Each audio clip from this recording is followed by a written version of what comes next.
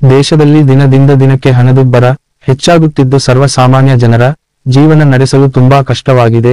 ಜನರ ಗಮನವನ್ನು ಬೇರೆಡೆ ಸೆಳೆಯುವ ಮೂಲಕ ಬಿಜೆಪಿ ಮತ್ತು ರಾಷ್ಟ್ರೀಯ ಸ್ವಯಂಸೇವಕ ಸಂಘಗಳು ಪ್ರಭು ಶ್ರೀರಾಮರವರ ಹೆಸರನ್ನು ರಾಜಕೀಯಕ್ಕೆ ಬಳಸಿಕೊಳ್ಳುತ್ತಿವೆ ಎಂದು ಕೇಂದ್ರದ ಮಾಜಿ ಕೃಷಿ ಸಚಿವ ಎನ್ಸಿಪಿ ರಾಷ್ಟ್ರೀಯ ಅಧ್ಯಕ್ಷ ಶರದ್ ಪವಾರ್ ಟೀಕಿಸಿದ್ದಾರೆ. ಇವತ್ತಿನ ದಿನಮಾನದಲ್ಲಿ ಬಡವರು ಬದುಕುವುದು ಅತಿ ಕಠಿಣ ಆಗಿದೆ ಹಾಗೂ ತಮ್ಮ ಉಪಜೀವನ ನಡೆಸಲು ತುಂಬಾ ಕಷ್ಟವನ್ನು ಅನುಭವಿಸುತ್ತಿದ್ದಾರೆ. ದಕ್ಷಿಣ ಭಾರತ ಜೈನ ಸಭಾ ಅಧ್ಯಕ್ಷರಾದ ಶ್ರೀ ರಾವಸಾಹೇಬ ಪಾಟೀಲ ಮತ್ತು ಯುವ ಮುಖಂಡ ಉತ್ತಮ ಪಾಟೀಲರ ಸತ್ಕಾರ ಗೌರವ ಹಾಗೂ ಕೃತಜ್ಞತೆಯ ಸಮಾರಂಭದಲ್ಲಿ ಅವರು ಮಾತನಾಡಿದರು. ಪ್ರಾರಂಭದಲ್ಲಿ ಸ್ವಾಗತ ಮತ್ತು ಪರಿಚಯವನ್ನು ಸೀಮಾ ಪಾಟೀಲ ಮಾಡಿದರು. ಕಾರ್ಯಕ್ರಮದಲ್ಲಿ ಉಪಸ್ಥಿತರಿದ್ದ ಗಣ್ಯರು ದೀಪವನ್ನು ಬೆಳಗಿಸಿದರು. ಮಾಜಿ ಶಾಸಕ ಸುಭಾಷ ಜೋಶಿ ಕಾರ್ಯಕ್ರಮದ ಅಧ್ಯಕ್ಷತೆ ವಹಿಸಿದ್ದರು. ಶರದ ಪವಾರ ಮುಂದೆ ಮಾತನಾಡುತ್ತಾ, ನಮ್ಮ ಭಾರತವು ಕೃಷಿ ಪ್ರಧಾನ ದೇಶವಾಗಿದ್ದು, ದೇಶದ ಪ್ರಧಾನಿ ನರೇಂದ್ರ ಮೋದಿ ಅವರು ರೈತರಿಗಾಗಿ ಯಾವುದೇ ಗಟ್ಟಿಯಾದ ನಿಖರವಾದ ನಿರ್ಧಾರಗಳನ್ನು ತೆಗೆದುಕೊಳ್ಳದೆ ಕೇವಲ ಕೆಲವೇ ದೊಡ್ಡ ಉದ್ಯಮಿಗಳ ಸಾಲ ಮನ್ನಾ ಮಾಡಿದ್ದಾರೆ ಮತ್ತು ಹಗಲಿರುಳು ದುಡಿಯುವ ರೈತರನ್ನು ಕಡೆಗಣಿಸಿದ್ದಾರೆ. ಮೋದಿ ಇಂತಹ ಕೆಲಸ ಮಾಡಿದ್ದಾರೆ. ಅನೇಕ ಕೈಗಾರಿಕೆಗಳನ್ನು ಉದ್ಯೋಗಗಳನ್ನು ನಾಶಪಡಿಸಲು ಹಲವು ಮಹತ್ವದ ನಿರ್ಧಾರಗಳನ್ನು ಕೈಗೊಂಡು ರೈತರ ಇಂದು ಕತ್ತು ಹಿಸುಕಿದ್ದಾರೆ. ಅವರ ಬದುಕು ನರಕವಾಗಿದೆ ಎಂದರು. ದೇಶದಲ್ಲಿ ಬಿಜೆಪಿ ಸರ್ಕಾರವನ್ನು ಅಧಿಕಾರದಿಂದ ಕೆಳಗಿಳಿಸಲು ಇಂಡಿಯಾ ಅಘಾಡಿಯನ್ನು ರಚಿಸಲಾಗಿದ್ದು, ಮುಂಬರುವ ಚುನಾವಣೆಯಲ್ಲಿ ಸಾಮಾನ್ಯ ಜನರ ಹಿತಾಸಕ್ತಿಗಳನ್ನು ಪೋಷಿಸಲು ಈ ಇಂಡಿಯಾ ಅಘಾಡಿಯನ್ನು ಗೆಲ್ಲಿಸಿ ಸರ್ಕಾರ ರಚನೆಗೆ ಆಯ್ಕೆ ಮಾಡುವಂತೆ ಮನವಿ ಮಾಡಿದರು. ಸನ್ಮಾನ ಸ್ವೀಕರಿಸಿ ಕೃತಜ್ಞತೆ ಸಲ್ಲಿಸಿದ ಯುವ ಮುಖಂಡ ಉತ್ತಮ ಪಾಟೀಲ ಮಾತನಾಡಿ, ವಿಧಾನಸಭಾ ಕ್ಷೇತ್ರದಲ್ಲಿ ಅಲ್ಪ ಮತಗಳ ಅಂತರದಿಂದ ಸೋತರೂ ದಣಿವರಿಯದೆ ಅಧೀನದಲ್ಲಿರುವ ಕಾರ್ಯಕರ್ತರ ಸೇವೆಗೆ ಸದಾ ಸಿದ್ಧ ಎಂದು ಹೇಳಿದರು. ನಮ್ಮ ಮಾರ್ಗದರ್ಶಿ ರೈತ ನಾಯಕ ಶರದ್ ಚಂದ್ರಜಿ ಪವಾರ್ ಅವರ ಮಾರ್ಗದರ್ಶನದಲ್ಲಿ ವಿವಿಧ ಕೆಲಸ ಕಾರ್ಯಗಳನ್ನು ಮಾಡಿ ಜನರ ಸೇವೆಗಾಗಿ ಹಗಲಿರುಳು ಶ್ರಮಿಸುತ್ತಿದ್ದೇವೆ ಎಂದರು. ಈ ಸಂದರ್ಭದಲ್ಲಿ ಮಾಜಿ ಶಾಸಕ ಸುಭಾಷ ಜೋಶಿ, ಮಹಾರಾಷ್ಟ್ರ ರಾಜ್ಯ ಎನ್ಸಿಪಿ ಮುಖಂಡ ಜಯಂತ ಪಾಟೀಲ, ದಲಿತ ಸಂಘಟನೆಗಳ ಮುಖಂಡರು ಅಶೋಕಕುಮಾರ ಅಸೋದೆ, ಪ್ರಕಾಶರಾವ ಮೋರೆ, ಸಚಿನ ಪವಾರ್, ರಾಜವರ್ಧಿನಿ ಪಾಟೀಲ, ಬಾಳಾಸಾಹೇಬ ಸೂರ್ಯವಂಶಿ, ಸೋನು ಕದಂ ಮೊದಲಾದವರು ಅಭಿಪ್ರಾಯ ವ್ಯಕ್ತಪಡಿಸಿದರು. ಈ ಸಂದರ್ಭದಲ್ಲಿ ಮಹಾರಾಷ್ಟ್ರ ರಾಜ್ಯದ ಮಾಜಿ ಶಾಸಕ ರಾಜು ಆವಳೆ, ಉದ್ಯಮಿ ಅಭಿನಂದನ ಪಾಟೀಲ, ನಗರಸೇವಕ ರವೀಂದ್ರ ಶಿಂದೆ, ನಿರಂಜನ ಪಾಟೀಲ, ಗಜಾನನ ಕವಾಡಕರ ಹಾಗೂ ನಿಪ್ಪಾಣಿ ನಗರ ಪಾಲಿಕೆಯ ರಾಷ್ಟ್ರವಾದಿ ಕಾಂಗ್ರೆಸ್ ಪಕ್ಷದ ನಗರಸೇವಕರು, ಗ್ರಾಮ ಪಂಚಾಯಿತಿಯ ಅಧ್ಯಕ್ಷರು, ಉಪಾಧ್ಯಕ್ಷರು, ಸರ್ವ ಸದಸ್ಯರು, महिला कार्यकर्तರು ಹೆಚ್ಚಿನ ಸಂಖ್ಯೆಯಲ್ಲಿ ಉಪಸ್ಥಿತರಿದ್ದರು. परंतु त्यावेळेला पक्षश्रेष्ठींनी सांगितल्यानंतर मी थांबलो. परत 5 वर्षांनी 2023 ला ज्यावेळेला मी तिकीटची मागणी केली त्यावेळेला मला नाकारण्यात आलं. कार्यकर्त्यांची बैठक घेऊन कार्यकर्त्यांच्या बरोबर चर्चा करून अपक्ष लढवण्याची भूमिका त्या ठिकाणी आम्ही घेतली आणि त्याच वेळेला एक सुवर्ण संधी आमच्यापर्यंत चालून आली, ती तुमच्या स्वरूपात आली. साहेब, माझं भाग्य मी समजतो, कारण लहानाचा मोठा मी साहेब तुमच्याकडे बघून झालेला आहे. आज सुद्धा तुमच्याकडे बघून माझा हा पराभव मी या ठिकाणी पचवला साहेब. कारण आज आपल्या संपूर्ण आयुष्यामध्ये आपण किती चढ उतार बघितला असाल, याकडे जर आपण सगळ्यांनी बघितलं तर हा उत्तम पाटील कुठेही नाहीये. साहेबांनी अनेक चढ उतार या ठिकाणी आपल्या राजकीय जीवनामध्ये बघितल्या. माझी तर ही पहिलीच निवडणूक होती. साहेब, आमच्या घरामध्ये 1967 साली दादा ग्रामपंचायत सदस्य झाले. त्यानंतर 78 ला तालुका पंचायतच्या तालुका बोर्डला सदस्य म्हणून आले. म्हणजे त्याला 40 वर्ष झाली. आमच्या घरामध्ये कोणी सार्वत्रिक निवडणूक आमच्या घरामध्ये दादांच्या नंतर कोणीही लढवलं. ते थेट मी 2023 ला आमदारकी या निवडणुकीमध्ये राष्ट्रवादी काँग्रेसचा उमेदवार म्हणूनच माझ्या राजकीयाला सुरुवात केलो आणि 1 वर्ष दादांच्या पावलावर पाऊल ठेवून दादांच्या या 40 वर्षाच्या सर्व त्यांच्या जीवनामधील अनेक संघ संस्था त्यांनी स्थापना केल्या.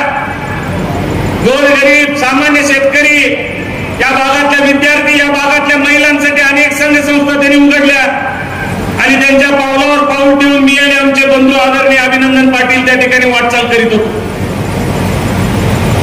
बऱ्याच लोकांना दादानी पश्चिम महाराष्ट्र असेल, उत्तर कर्नाटकामध्ये अनेक लोकांना अनेक नेत्यांना दादाने त्या ठिकाणी मदत केली साहेब. परंतु ज्या वेळेला आमच्या घरातून मी ज्या वेळेला पहिल्यांदा निवडणूक लढवलो त्यावेळी मात्र सगळ्यांनी पाठ आमच्याकडे फिरवली साहेब. मी सातत्यानं प्रत्येक सभेमध्ये सांगत आलोय, कार्यकर्ता हाच आमचा पक्ष, कार्यकर्ता हा पाठीचा कणा आहे आणि या सामान्य कार्यकर्त्यांनी या जनतेच्या विश्वासावर साहेब मी त्या ठिकाणी निवडणूक लढवली. मी कितीही आज आमच्या या भागातल्या प्रत्येक आमच्या कार्यकर्ते असतील, बरेचसे नेते मंडळी वर आहेत, मी या सगळ्यांचा कितीही आभार मानलो तरी कमी आहे साहेब. माझी पाठी राजकारणामध्ये कोरी होती, कुठलाही अनुभव माझ्या पाठीमागे राजकारणामधला नव्हता. परंतु एवढ्या लोकांनी 66,000 लोकांनी मला या ठिकाणी आशीर्वाद केलेला आहे, हे गुण मी कधीही विसरू शकणार नाही. आपला आशीर्वाद, आपलं मार्गदर्शन, दादानी केलेलं कार्य, हा सुद्धा सहकार रत्नाचा पुरस्कार मला या ठिकाणी देण्यात आला साहेब. 2008 साली दादांना त्यावेळेस भाजपचं सरकार होतं आणि येडियुरप्पा साहेब मुख्यमंत्री होते, लक्ष्मण सवदी त्यावेळेचे सहकार मंत्री होते. त्यांनी दादांना त्या ठिकाणी सहकार रत्न पदवी देऊन त्या ठिकाणी सन्मान केला आणि त्यानंतर 15 वर्षानं परत एकदा माझा सन्मान कर्नाटक सरकारच्या वतीने परवाड या राज्याचे मुख्यमंत्री सिद्धरामय्या साहेबांनी माझा सत्कार सन्मान त्या ठिकाणी केला. हे सगळं करत असताना अनेक लोकांच्या सानिध्यामध्ये, अनेक नेत्यांच्या सानिध्यामध्ये आम्ही गेलो. जिथं गेलो तिथं प्रामाणिकपणानं काम केलं साहेब. अगदी तन मन ह्याच्यापासून आम्ही त्यांच्यासाठी समर्पित केला. परंतु अनुभव काय चांगले आले नाहीत साहेब. 2023च्या साली ज्या ज्या लोकांना, दादा असतील, आम्ही असेल, ज्यांना ज्यांना मदत केलो, सचिन पवार यांनी सांगितल्यासारखं सगळेजण त्या ठिकाणी आमच्याकडे पाठ फिरवली. फक्त सामान्य लोकांचं मी कधीही या ठिकाणी सगळ्या आमच्या कार्यकर्त्यांचं असेल, विशेष करून मी काम करत असताना सातत्यानं पडद्यामागे राहून आमचे पितृतुल्य बंधू अभिनंदन पाटील कधीही व्यासपीठावर आले नाही. जरी हा उत्तम पाटील तुमच्या सर्वसामान्य लोकांच्या मिसळून जर काम करत असेल तर त्याच्या पाठीमध्ये ज्याची ऊर्जा आहे ते आमचे बंधू आदरणीय अभिनंदन पाटील आहेत. आज देखील मतदारसंघामध्ये काय करायचं काय नाही हे सगळं प्लॅनिंग अभिनंदन पाटील करतात, या मतदारसंघाला सगळ्यांना माहित आहे. त्याचबरोबर दादांचा आशीर्वाद आणि 2008 साली साहेब तिरंगी निवडणूक या ठिकाणी झाली. त्यामध्ये प्राध्यापक सुभाष जोशी सर जनता दलातून उमेदवारी घेतली होती. त्यावेळेला आम्ही सरांना विरोध केला. सरांच्या विरोधात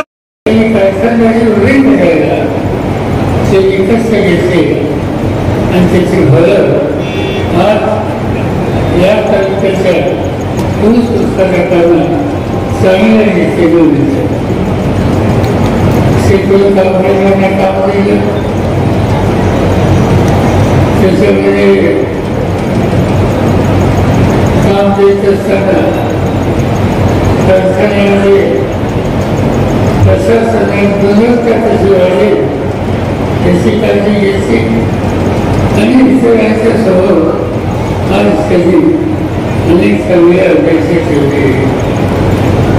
साखर कारखाना जसा उभा केला त्याच्यात